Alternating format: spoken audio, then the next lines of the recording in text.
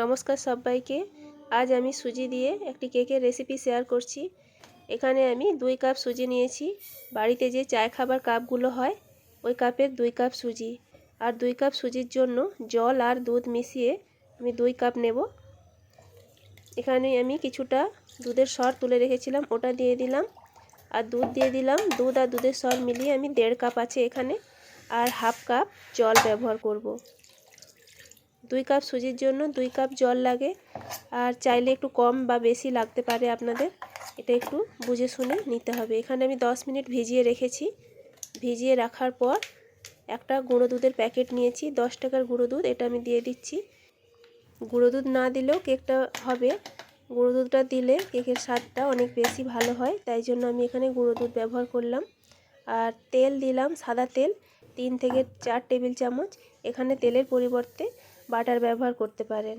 আর চিনি দিয়ে দিচ্ছি হাফ কাপ। আমি একটু কম মিষ্টি খাই, তাই জন্য হাফ কাপ চিনি দিয়েছি। আপনারা চাইলে হাফ কাপ থেকে পৌনে 1 কাপ পর্যন্ত চিনি মেশাতে পারেন। তারপরে আমি মিক্সিতে সব কিছু ভালো করে পেস্ট করে নিয়েছি। পেস্টের ঘনত্বটা ঠিক এই রকম আমি দেখিয়ে দিলাম। আরেকটা জায়গায় কেকের মিশ্রণটি ঢেলে নিচ্ছি।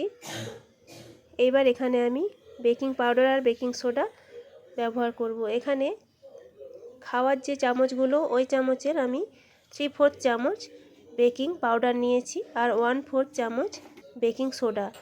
এটাকে খুব ভালো করে একই ডাইরেকশানে মিশিয়ে নিতে হবে, যাতে কোথাও দলা পেকে না থাকে।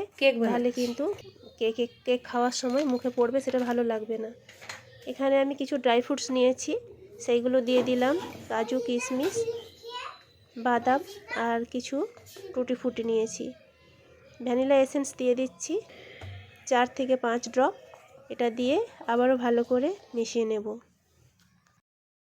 আর মেশানোর পর ঘনত্বটা দেখুন, ঠিক এইভাবে হয়েছে।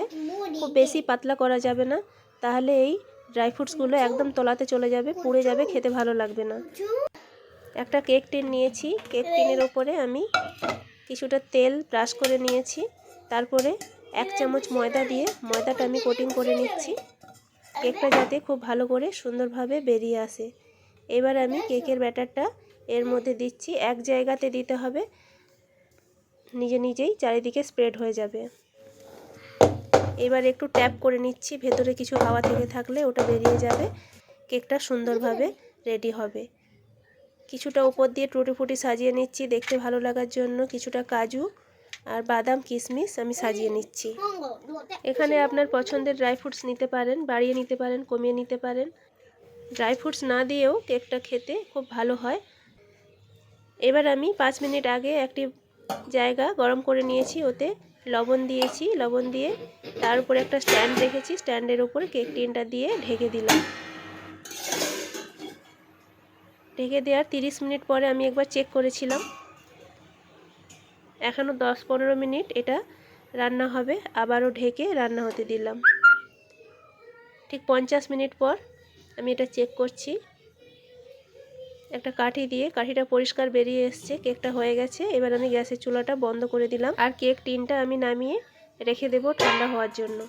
ঢেকে রাখবো, ঢেকে না দিলে এটা হাওয়াতে শক্ত হয়ে যাবে। 10 মিনিট পর আমি এটা বের করে নিচ্ছি কেক মোল্ড থেকে।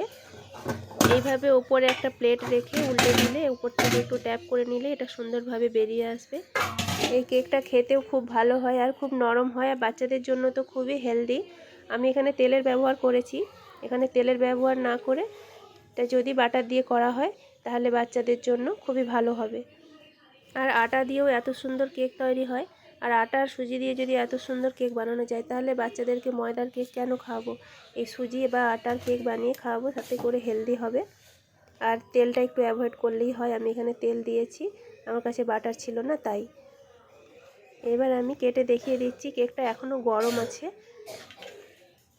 10 মিনিট হয়ে গেছে, তাও গরম আছে। একটু কেটে দেখিয়ে দিচ্ছি ভেতরটা কেমন হয়েছে। ভেতরটা ঠিক এই রকম জালিদার হয়েছে, আর ড্রাই ফ্রুটসগুলো দেখা যাচ্ছে, আর নরমও হয়েছে। 2 কাপ সুজি দিয়ে সবার জন্য কেক রেডি হয়ে গেল। অনেক অনেক ধন্যবাদ।